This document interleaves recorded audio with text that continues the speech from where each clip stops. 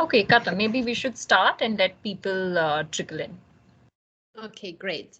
So a warm welcome from my side. I am Katarina Rončević, currently in Croatia, and me and my dear friend Supriya founded this. Today it's an organization, it's an NGO. It started as an initiative. And before we're going to introduce to our special speakers today, I just want to give you a brief insight who we are and what we do, not to steal too much time from the special guests we have today.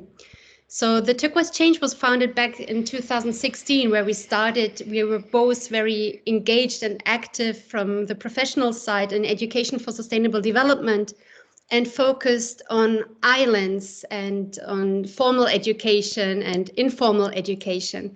So we started in the Andaman Islands working with the school on the whole school approach, translating the sustainable development goals with the colleagues, local colleagues, into local scenarios and communities. And we moved on to Zanzibar, where also a dear NGO invited us to work with them in teacher training. And I see one of our today's guests is from Eco Schools. So we have been working in Zanzibar with the Eco Schools. There were around something more than 20 teachers on there to, translate the SDGs, the UN language, and make it more relevant for local communities in partnership with the local teachers from there.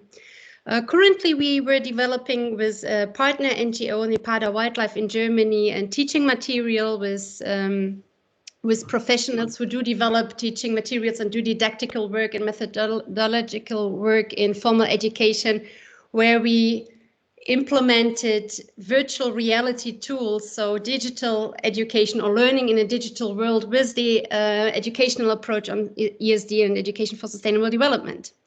So with this format, the Turquoise Tales, which we started just this year in January, we do invite special guests from actually around the globe who have been working with us or where we had dialogues already with, to broaden a bit the dialogue on sustainability and to engage in different approaches. So before I hand over to you, Supriya, I just wanted to mention in this part that I'm really happy to see. We started when I wanted to welcome you. I did not know if I should say good morning or good afternoon or good evening. So we see that we are really from India and Mexico, from all over. And me currently being based in Croatia, I think I like in the middle day. I'm into the day. So I hope I can help you with a bit the technical part and also overviewing the chat. Sophia will guide us through the conversation today, and please feel free to drop questions and comments, and I will help you to spread the word. Supriya, over to you. Thank you, Kata, and a very warm welcome from my side to all of you. Thank you so much for joining us. Like what Katarina said, Turquoise Tales is very much our endeavor and our effort to broaden the conversation on islands, and especially sustainability in islands. This is the third edition. We've had people represent from the Philippines and also from the US, and so today we have actually two brilliant speakers from India. And before I introduce to them, I know we mentioned some countries where people are joining us from, but we really like to do this because it gives us a sense of where you are logging in from. So if you can use the chat box and just drop in the name of the city where you're logging in, and that will give us the diversity of the geographies represented. So just the city, and if you're in an exotic place, maybe help us with the country too, so that it's easier to for us to find out where you're logging in from. But quickly in the chat box, just the city you're joining us from.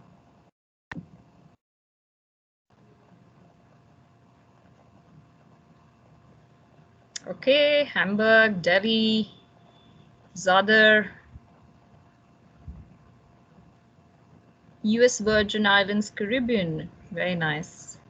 Bangalore, Mexico. Okay, great. Lüneburg,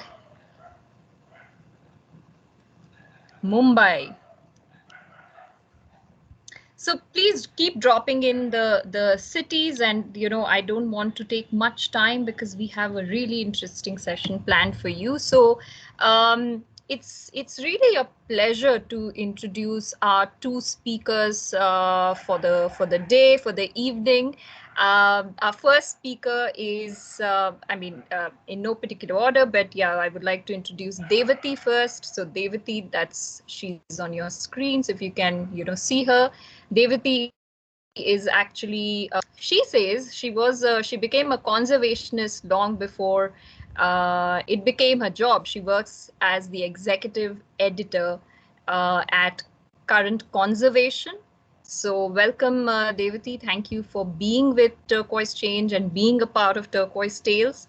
Devathi will be joined by Manini. Manini is everything art. So she's the managing editor and the art director at Current Conservation, and will be telling us, how to creatively sort of express ourselves when it comes to sustainability.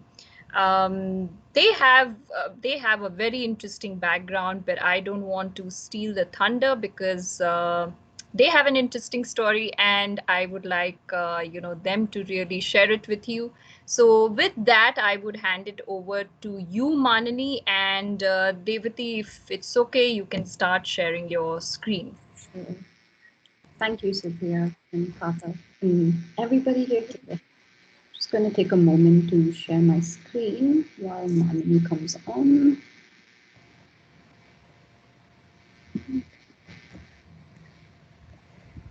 Just checking if it's visible. I can, yeah, at least it's visible to me. Hopefully it's visible to all those who have logged in through their laptops or. Yeah, Dev. Now it's full screen. Yep. Okay. Hi, everyone. Thanks, Supriya, for the intro. I'm Manini, and I have been working with Current Conservation for the past 3.5 years. As a child, and while I was growing up, art and conservation have been two top priorities. When I was younger, obviously, the word conservation wasn't really something I knew, but wildlife or animals, nature and animals was something that was always on priority. And later, of course, through school, and then I joined design school because of my interest in art and what it does and what the kind of role it plays. I managed to do a visual communication design course, and after that, at college, in fact, was when I realized how well I could combine conservation and art itself. And I'd written and illustrated a children's storybook back then, and it was about sharks. And so from there, usually what people's tangent after design school is to go into a design studio, like a proper branding, packaging, all of that. But I joined one and I didn't particularly like it. So 6 months down the line, I ended that job. And luckily enough, on Instagram, out of all places, I spotted one of my batchmates' illustrations that she had made, and it was for Current Conservation. But there was no particular information provided. So I spoke to her, and I looked up Current Conservation's website after that. And having done my entire background check, I managed to see the fact that they did have a job opening, and finally I got myself an interview, and that's how the story began. And yeah, since the last 3.5 years, it's been crazy, and it's been super nice because I am being able to combine both the things I am really, really passionate about. And yeah, that's basically it. So Dev, over to you. Yeah, actually, Supriya, I am going to request you to share your screen because when I'm in slideshow mode, I can't see anybody else. All right, not a problem. Just give me a second. You just start the first slide again. And I have heard Manini's story of how she discovered CC so many times, but it is still one of my favorite stories.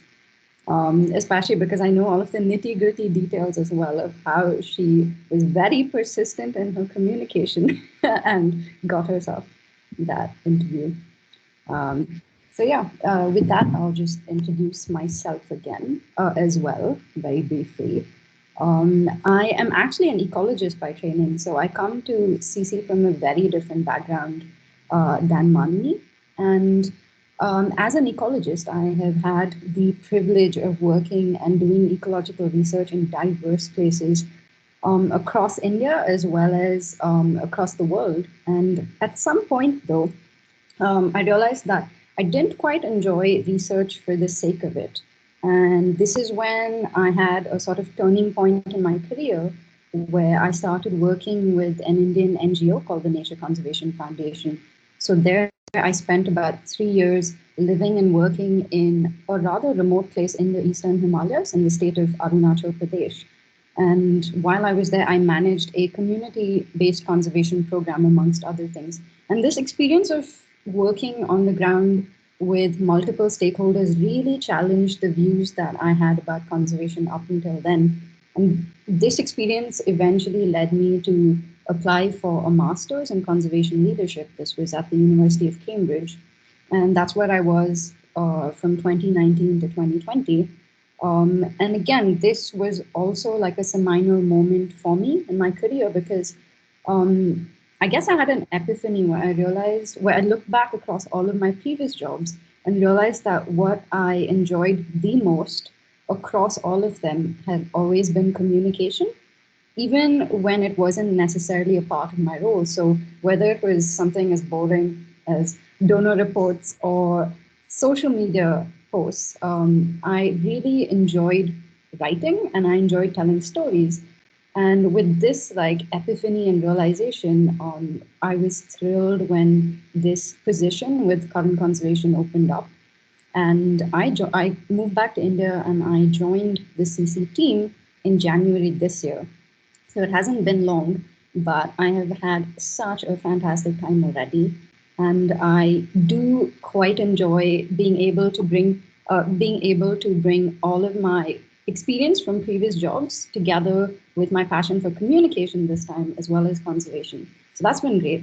And my role as the executive editor, which I'm still sort of figuring out as I go along, one of the main things that I do is oversee the entire production of the print and online magazine. And this includes things like sourcing articles, getting them reviewed, editing. And of course, I don't do this alone. I do this with the rest of the team. And apart from this, I am also responsible for the long-term planning of the magazine, as well as fundraising. So it's been a fantastic 2 months so far, and I do look forward to telling you all about CC in the next few minutes.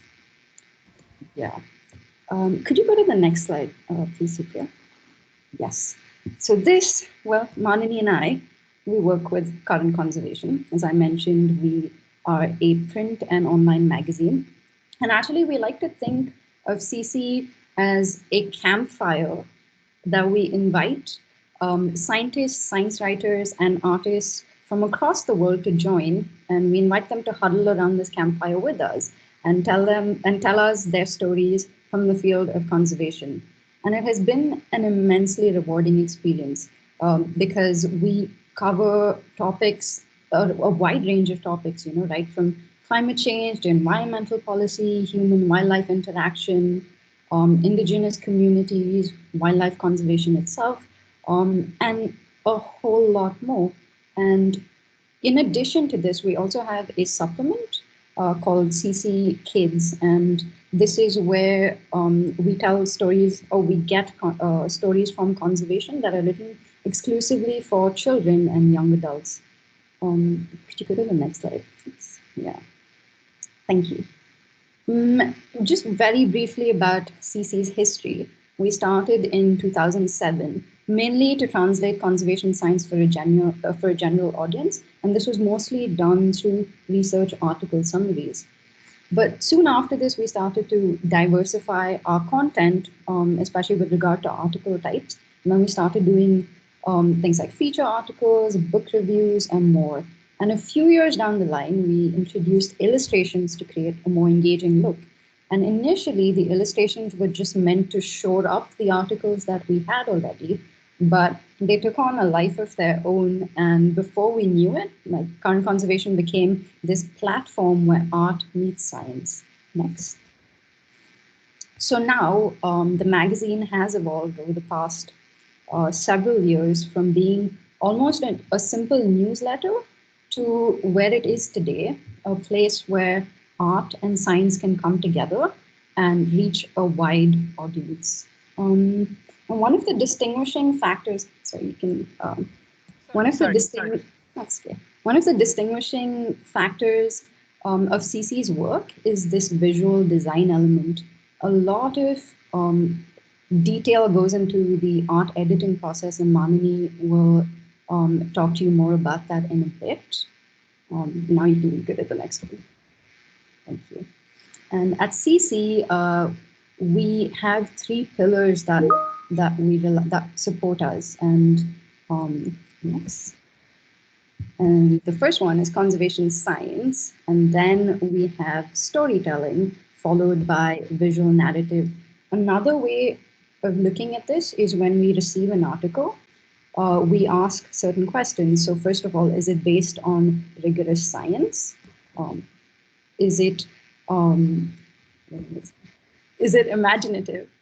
And also, does it tell a good story? And if an article or a story checks all of these boxes, that's when we know that it's a right fit for the magazine. There are certain things that we don't look for, and this is also in our submissions guide on the website. What we don't want is dry scientific writing or a series of factual statements. We certainly aren't looking for technical language and jargon, because the goal of CC is to simplify crucial work being done in conservation for a general audience. And the third thing that we steer clear of is romantic rambles about nature and wildlife.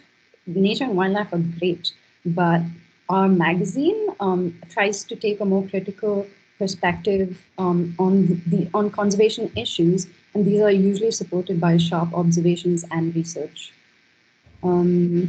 Yes, now over to Mami. Hi. So, as Devathi mentioned, that CC's ethos actually is art meets science. And this is something that really, stuck with me, because it's very crucial to understand who your audience is. And, CC kind of does that through visual aids, which is illustrations. And because of the kind of content that we get, if you read any of current conservation's articles, you'll notice that it combines various aspects like complex scientific research, social aspects, and emotional information, and it weaves it together. And sometimes I feel like it's very difficult to explain something like this with maybe just words. The art angle of it adds so much depth to the entire process that I feel like it makes it a lot smoother. So in this field of conservation and science, I don't know how many of you have noticed or seen, but I feel like the art angle is definitely quite a niche, and it's something that not too many people usually know of or have seen. It and I'm actually honestly very glad to be a part of this niche, because it's growing, and it hopefully will pick up at the rate films and other visual aids do. Um, uh, Talking about films and other visual aids, there are various forms of art and performance art. There's music that people use to communicate science, but CC uses illustrations because it firstly, it's a magazine, so it's practical, but it's also, it just makes those articles come to life in a sense. And photographs do a great job as well, but it photograph shows you one aspect, whereas an illustration can layer it up in so many different ways that it gives you a very holistic picture of the scene that you're trying to describe. So next, what I'm going to do is I want all of you to just see the images that are going to come in front of you. And I want you all to think of words that you feel like relate to the image. You can feel free to write it out in the chat box if you want. Each of these illustrations, I feel like, clearly evoke a message without even having any word to it. So yeah, Supriya, if you could just spend like 5 to 7 seconds on each illustration. Sure, I'll do that.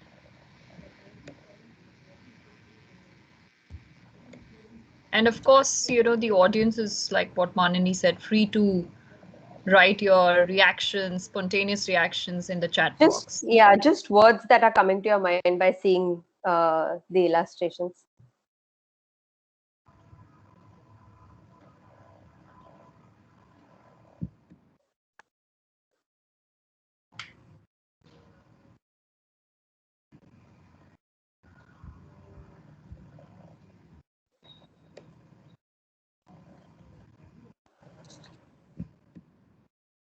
Supriya, you can move after 5 seconds, no problem. Yeah.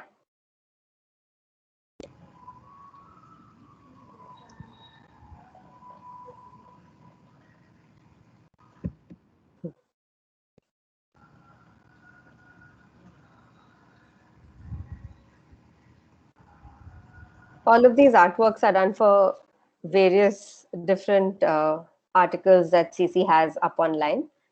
And if any of you want the link to any specific one, please feel free to just message us.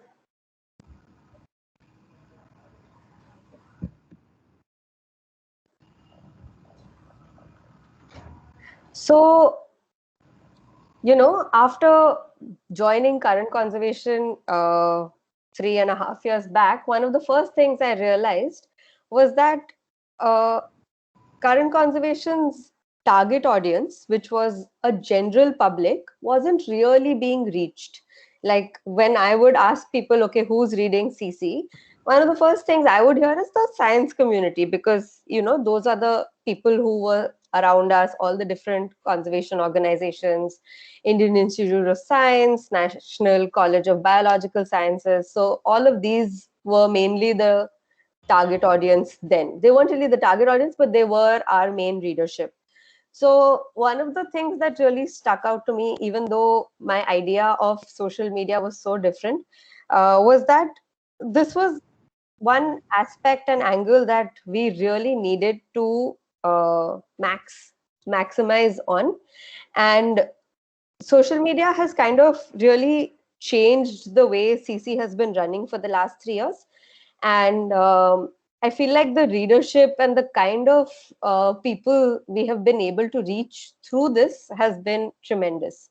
Currently, I know it's not a big number, but currently on Instagram, we have about 11,000 followers, which is a teeny step to where we want to be at, but still a big step. Number. Still a step. And I feel like, so you have to understand what your audience is needing. If your audience needs a 100-word summary, then you have to give them a 100-word summary. You cannot expect them to read a 1,000-word article. So you have to tweak your content based on what you want your audience to get from. So few things that we started for Current Conservation was so one of the main things was the social media. And under the social media, we had a few segments that did really well. One of them was Inktober. I don't know if you all know of what Inktober is, but it's a worldwide challenge that actually happens, and it's a illustration challenge. And people from all over the world can take part in it. And it's a 31-day challenge where you have to draw based on the prompts that we provide. And we had quite a few people finish all 31 prompts. So they religiously drew every day for 31 days, which was huge. And then the next two things that we did, Supriya, you can change the slide. So two of the other things that did really well was it's still continuing. So Drawn from Nature is one of our segments that we are working on, and it has it's basically about going back to basics of the different kinds of art forms that have been derived from nature. So we're trying to cover all of the various Indian art forms like Varli and Madhubani and all of those that talk about nature in various ways.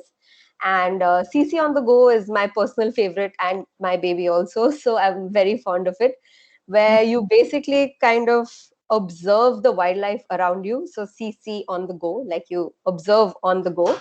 And it can be, it's mainly for people who live in cities and who don't really who think that they need to go to another exotic location to be able to spot wildlife, which is a myth we are heavily trying to bust here. And so this was a 5 ways to be a responsible spotter was a small segment that we did for CC on the Go, and people tag us on photos and illustrations that they do of wildlife that they see around them. So this was the social media bit. And then comes our events and outreach. And this is also something that I'm very glad that we have started doing. So Current Conservation for the last 3.5 years has been hosting events, doing workshops, and a lot more.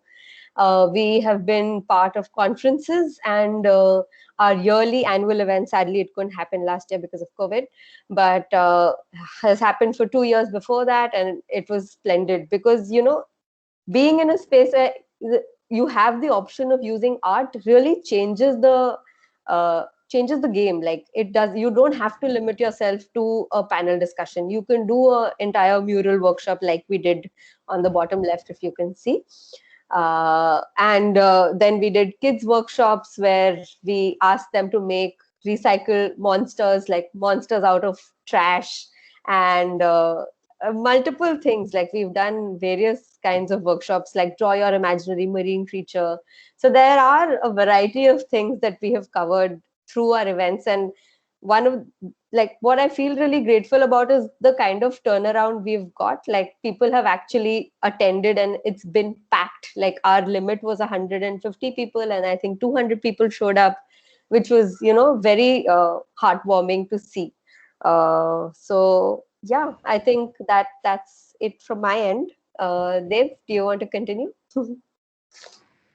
Yeah, just to introduce you to the rest of our large team of 4 people. Well, at least now it's relatively large. Back when Karthik on the left founded the magazine in 2007, it was literally just him and one part-time assistant. And the team has now grown to include Manini and myself, and this amazing, amazing person called Greta, who is our assistant managing director. And I honestly don't know what we would do without her. Next. And we are supported by an international team of editors, who you can see in the first 2 panels. And they provide all of their time pro bono to help us source articles as well as edit them. And this is for the main magazine as well as the CC Kids issues. At the bottom, in the bottom right corner, we have our advisory board, who are again an international team of people all doing this pro bono, and they do also help us source articles as well as stories for the magazine. Next. Also very pleased to have a range of columnists that write for us regularly. They're from different parts of the world, and there's at least one person here who is a combination of 2 people. I'm going to point out Cartel Shockington. This entity does a lot of hilarious columns in our magazine. You should definitely download the free copies, the free PDFs on our website. Next. So none of this would have been possible over the past several years without our long-term partners in the Indian conservation community. And in the top left corner is Dakshin Foundation. They are in fact our host and parent organization. And and CC functions completely autonomously from Dakshin, but we're still housed there. And they sort of function as our administrative body. Dakshin is actually a marine conservation organization where they do a certain amount of advocacy as well. And all of this while supporting and promoting sustainable development, social development, and also environmental justice. That is a huge focus for them. Next. And this is how you can help. You can subscribe to the magazine. You can donate to the magazine. You could submit articles or any artwork. Do check out our website for that. And you can always volunteer with us and do something to do. And I can assure you that is quite exciting. And for all of these, you can email that address at the top. And definitely follow us across social media platforms and share content. I think that's it. Yes, thank you. Thanks, Devathi. Just give me a second. I'm going to stop sharing and then, yeah. That was a whistle-stop tour of current conservation. Wow, that was brilliant. I of course couldn't see a lot of the reactions, but I completely enjoyed the illustrations. And as I was listening to the two of you, I was thinking, I'm sure all of us who are on this call would feel the same, because we all come from the sustainability sector, as to a lot of what we do can be translated into illustrations and artwork and so on and so forth. So, now we have, this is the time for question and answer, but, while I would give some time to the audience to think of questions. You can type it in the chat box, or you can raise your hand, or you can mute yourself and please introduce and do ask a question. But just to kick start the conversation, Devathi, I'll start with you, and I have a question on current conservation. So like you said, you do a bunch of activities, right from fundraising to sourcing articles to editing and ensuring that the house is in order. So there are two parts to my question. One is, what are, maybe the top two challenges that a magazine like Current Conversation, Conservation, am I confusing conservation and conversation? It's possible, but conservation faces, given that there's so much, there's so much free content that's anyway floating these days. So that's one part of my question. And the second is, through the magazine, what are some of the societal / sustainability challenges that you're very keen on addressing head on? Just gonna write these down so I don't ramble. Right, so I can give you an example of two of the key challenges that we are currently facing. And one, as you rightly pointed out, is funding. And the reason that this is a challenge is because of the way that we work. We are a not-for-profit open access magazine. So all of our content is available freely on our website. And the print issue has like a nominal annual subscription fee. But otherwise, everything is free. So most of our fundraising is done through these long-term partners who support us with through various grants. And otherwise, we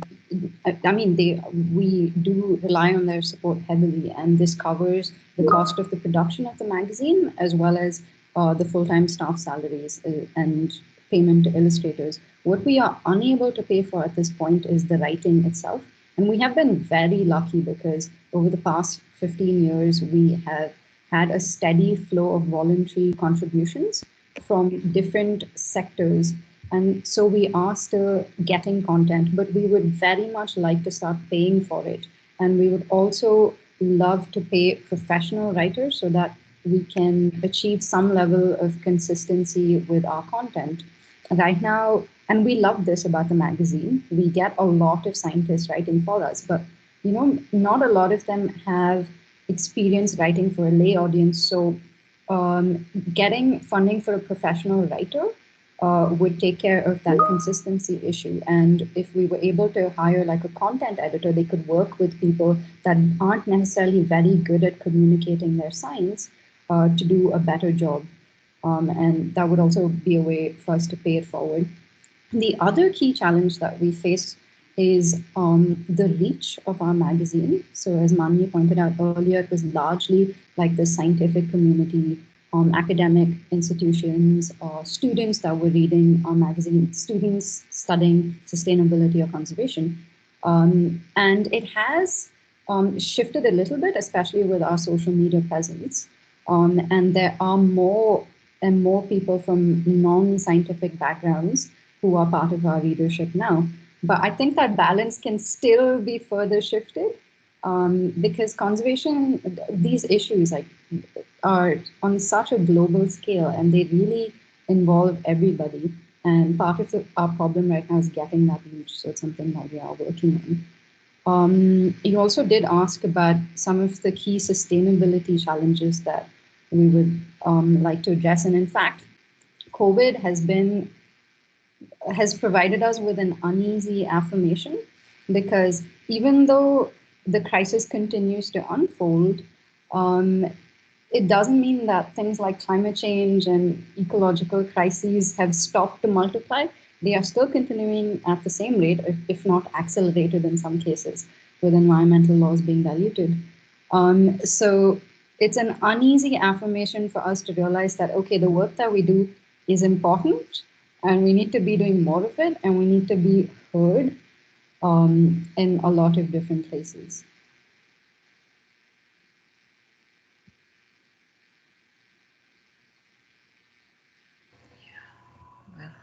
Thanks, my mute button got stuck. No, thank you. I think COVID has been a period of realization for all of us in our, in our work, and especially people from the sustainability sector.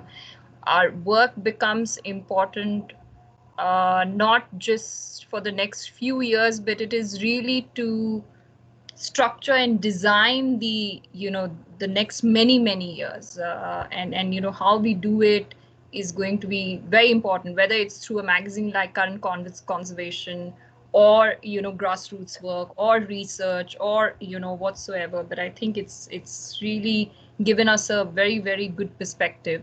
I'll come to Shivam. You have a question, so why don't you quickly introduce yourself and yeah, ask your question. Yeah, hi Devathi, how are you? Good, thank you. How are you? I'm good. So we're meeting after 6-7 years. Yeah.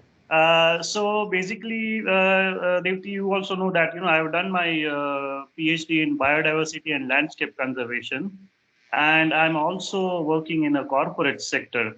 And currently I'm doing a lot of research on CSR and the new arm that is the new volunteering arm that is rising from CSR, that is corporate environment responsibility, CER. Okay. So my question to you is, have you ever had an opportunity to, deal with the corporate community and, working on conservation of natural capital? And if you could share some experiences and, what are the challenges that you faced?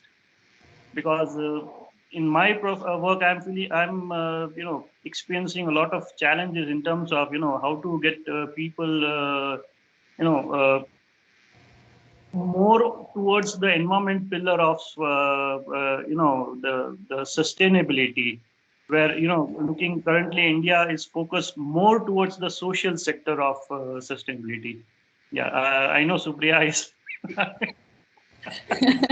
Actually, Sophia, do you want to answer this from Yeah, your... I mean, I think before Devathi comes in, maybe Devathi can talk more in terms of, if there has been an interesting partnership with someone from the business sector, maybe funding or, maybe some kind of partnership in the past. But uh, that I think is a problem or a challenge that we are facing in the corporate sector, where when I look at the whole SDG, the 5P framework, the whole people part is very prominent, but not so much the planet part. And that's because for a long time, the focus of the business sector was on reducing footprint of their own operations and not extending it to the community. Though this is very different in Europe. In Europe, it is a lot about circularity. It's a lot about reducing wastage, looking at renewables. So I think it's a bit cultural as well. Why in India it's been people first and not so much environmental sustainability. But I think it's changing, and it's changing because of the regulations, also because COVID has brought a sharp focus on the operations part of the business.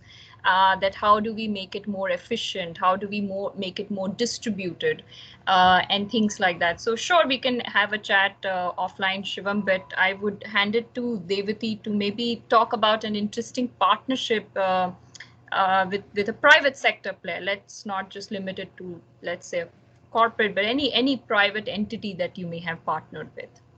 One of our current partnerships, actually, and it does go back a few years as well, Manini, correct me if I'm wrong, has been with Wipro. And they have, I think, their CSR is focused on education. So through this, we do work with them, and we distribute copies of Current Conservation and CC Kids, which is now, from this year, it's going to be an annual supplement, but earlier was a part of the regular magazine itself. So we do distribute that to over 600 schools across India.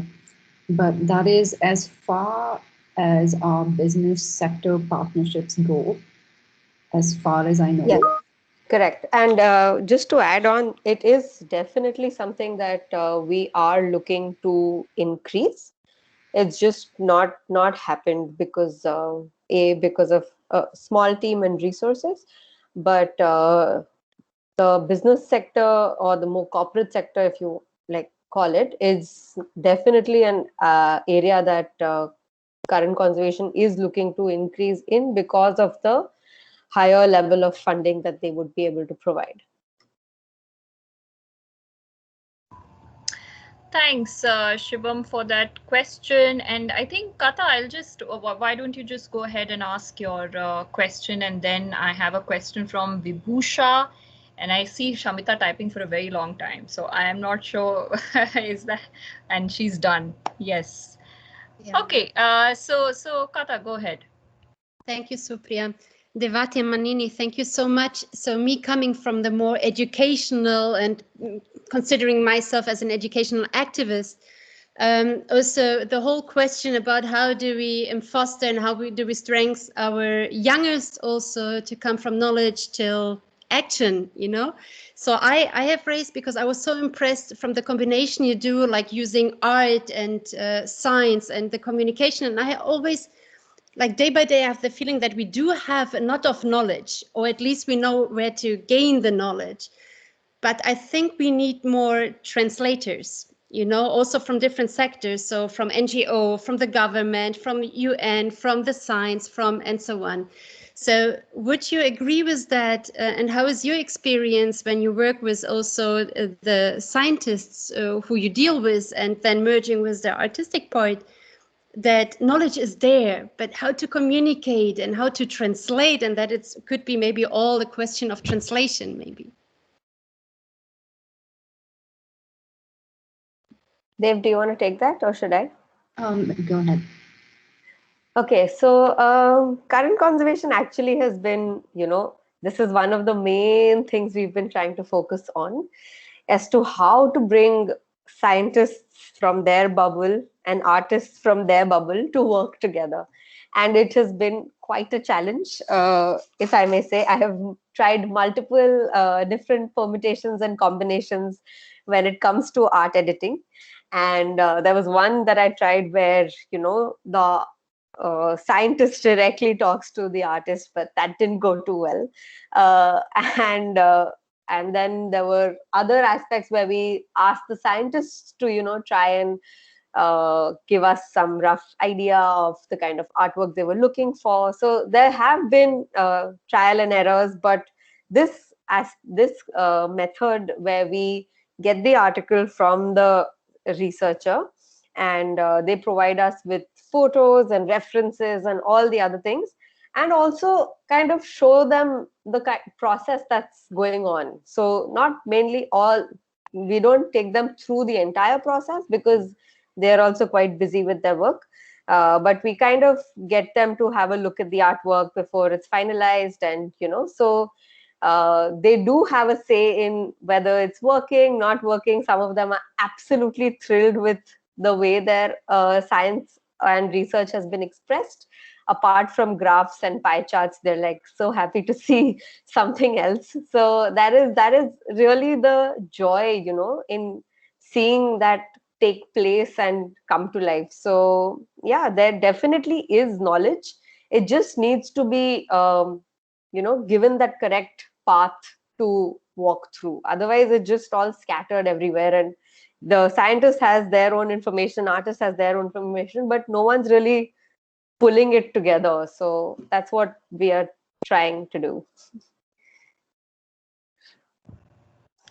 Okay, Manini, there's an interesting question for you from Vibhusha, and she asks that what do you think the future looks like for arts and sustainability partnerships, especially keeping in mind career opportunities for artists in the field? Vibhusha, what do you mean artists in the field, like in the field of conservation or generally art field? Hello, can you hear Hi. me? Yes, hi Vibhusha. No, I mean in the field of sustainability. So I myself am a graphic designer by my undergraduate studies. Vibhusha, And can then you speak up a little because your voice is can you really... hear me? Yeah, Yeah, Is this now we better? can. perfect. Yeah, much okay. better. So so I'm a communication. I also did a communication design course, and I have a very similar story to yours that I did not enjoy any kind of firm work, and I eventually left it. Also, I'm a Yeah. professional dancer, and then recently I joined a master's course, and I'm a sustainability practitioner now. I'm getting educated to be. So in my college, I'm now trying to work a lot on intersectionality of. I did a project where I sort of worked on, the intersection of performing arts Mhm. with sustainability, and then Yeah. even we have a magazine in our college. Oh, Uh, super. Mm. so for the first time, they had some sort of an art-based section where I illustrated for them as well, and Super. I Yeah. was very highly inspired by current conservation.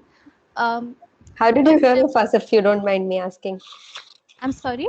How did you hear of us, if you don't mind me asking?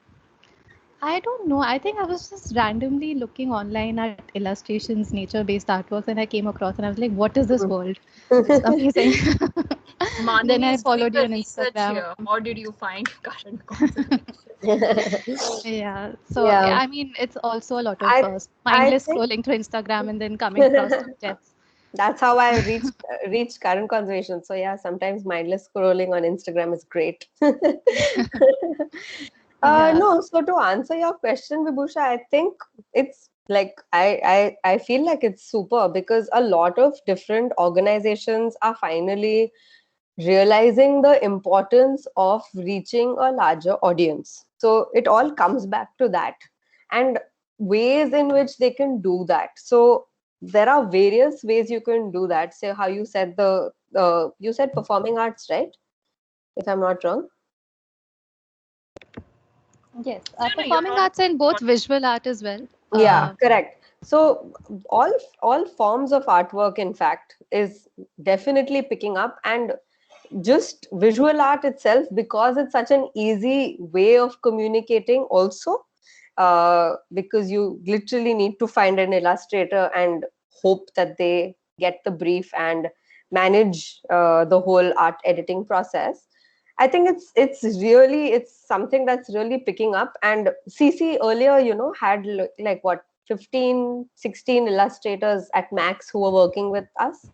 Now today, I think I have more than 150 on my database who work with us on and I try and give everyone equal opportunity as much as possible. So, so it is definitely growing, because otherwise I wouldn't have had this kind of a database. And just to give you another number, whenever Current Conservation puts out a call for illustrators, at least the last time that we did, I had 800 emails sitting in my inbox. So you can imagine the volume at which people are looking to illustrate for something like this versus maybe a more corporate setup. So it is there, that consciousness is there, and the want and will to do it is there. It's slowly building, and being able to be that platform that kind of gets those artists on board is like another feeling altogether. It's so nice. So, we can keep having this conversation, because the next question I had for you, Mani, was what will you tell someone like Vibhusha, an artist like Vibhusha? How do you improve your discoverability? Now you have social media, and you have internet. I think that's what a lot of people struggle with, that how do we make ourselves how do we make ourselves seen, and how do we put ourselves out there? So one of the main things that I tell whenever someone asks me for advice when applying for Current Conservation is that have a really solid portfolio, of artworks that you have done and are of your interest area. It doesn't necessarily have to be the most realistic wildlife illustration, because that's not what CC looks for. If you've seen the kind of work Current Conservation does, it has a variety of styles and artworks that we've kind of been focusing on. So develop your style, develop the kind of work you're interested in, and focus on that, because it can be anything. It can be some mixed media collage or whatever. It can be basic, simple pencil sketching, oil painting. It doesn't matter, as long as that portfolio has been made really strongly and is shared at the correct time with the right people. That is very important. I think it does wonders. Okay, I'll take Shamita's question now. Now, Shamita actually is, she's the vice principal of Institute of Environment Education Research, which is BIVIR in Pune, and she's also part of our expert network. So, we know Shamita's work for a very long time, and Shamita actually shapes the minds of many young people, because they run masters and higher education programs in sustainability. Now, her question is, storytelling for conservation does not find a place in many master's courses on conservation biology. It is the one thing that can make a difference in communicating science where it matters.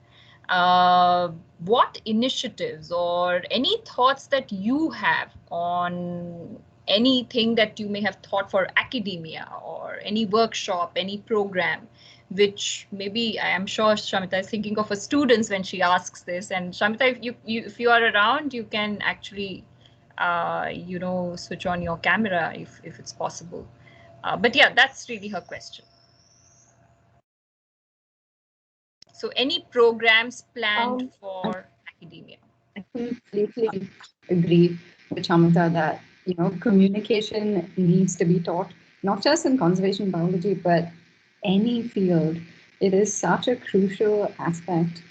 And actually, Manini does have an example of where we have worked with young researchers in the past and done collaborations with artists. And this was at one of the largest conservation science conferences in India that's specifically targeted at students. It's called SECS, and it's the Bangalore edition. It's an annual conference and draws together loads of people from across the country as well as across the world. And at one of these workshops, Manini conducted one of these workshops. So I'm just going to hand over to her.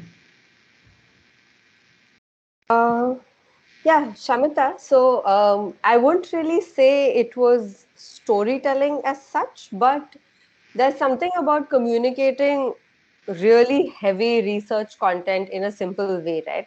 So something that we at Current Conservation do is this section called research and translation. It's heavily like published research papers, which people then themselves, if they have written it, or if say I like a research paper and I want to summarize it for a larger audience, the word limit is 250 to 300 words. So that's very crucial, that 250 to 300 words is a limit that we try and maintain, because what it does is it gives you the entire research in a very small, crisp, and clear, jargon-free summary of sorts. So that is what we tried to do at that workshop, where we had given people the content from before, and like the research paper, and then these were all students. So then the students had to tell us what the summary was, and then we kind of paired them with artists and illustrators who helped them go through the art editing process of understanding what they should and what they shouldn't prioritize when it comes to the illustration and art aspect of this. And it was a really wonderful workshop. Actually, it was so much fun to see all of them enjoy breaking down this content and argue about it, saying, okay, no, maybe this is more important. But then Karthik, who's our chief editor, would step in and be like, okay, why is this, so there was a lot of good discussion and like critical feedback that was given. And the artworks also, like, they didn't have finished artworks, of course, but even the rough sketches and the ideas that came out from that was lovely to see. And storytelling actually could also be a very easily adapted part to something like this. And it's literally putting your field assistant, if you have one, in as a character, and then making the whole narrative around him or her. And so it's really not difficult, but it's a step that hasn't been done yet. You've given me a great idea for our next workshop, so thank you for that. And yeah, so that's basically it. All right, we are almost at 7, my time 7 in India. Unless someone has a last question, otherwise we are, happy to close. But maybe one last, what's next for both of you? Devathi, what's the next big thing that you're working on, or big, small, I don't, but maybe exciting thing that you're looking forward to in your professional life, and same for you, Manini. What's the next milestone? So for me to finally come into a role that has communications at the center, like this is it for me. I'm going to be here for a while in this space. I haven't, like, honestly, I am just so happy. I feel like I have finally found my calling or something. So I haven't even gotten past the euphoria stage. Wow, this is like an employer's dream, right? To listen to this from someone who works for them. Yeah, excellent. Yeah, To hear. Yeah. Manini? I kind of feel the same way, and it's just that I am also part Dakshin, and like a lot of my time is spent doing a lot of Dakshin work. So I'm really excited to explore the opportunity of documentation and being in field and kind of understanding and seeing how outreach as a tool can be used for problem solving in different field sites which are going through different kinds of, some might be health related, some could be fishing related. There are a lot of these problems that Dakshin works with, and seeing those, something as simple as identifying sharks and rays in the fishing village of Malvan. So I did like a outreach book on that. And so those kind of aspects is what I am looking forward to working on now. So yeah, hopefully that will happen this year or next. All right, thank you very much then. Thanks, Devathi, and thank you, Manini.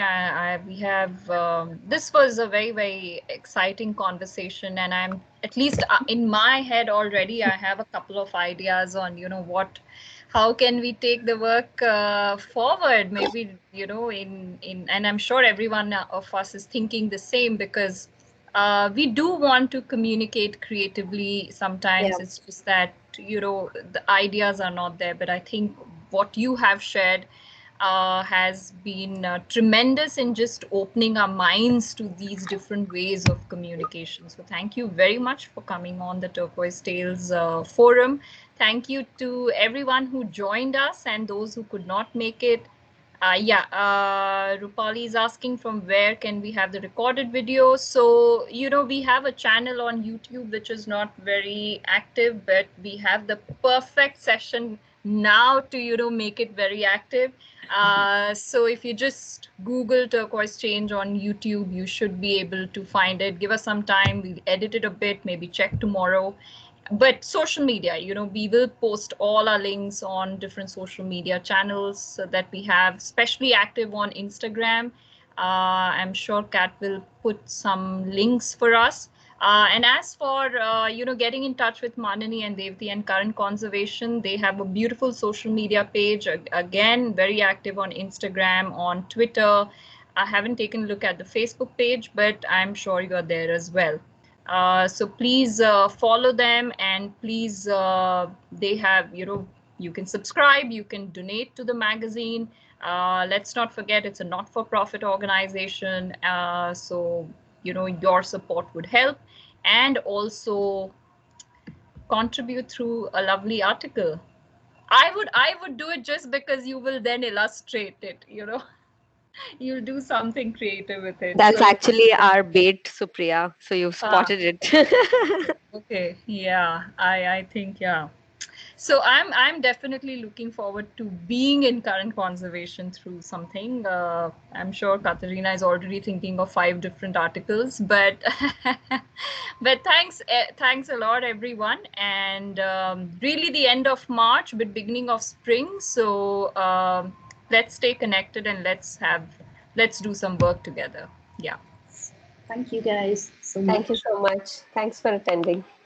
Thank you. Thanks for coming. Thanks, everyone.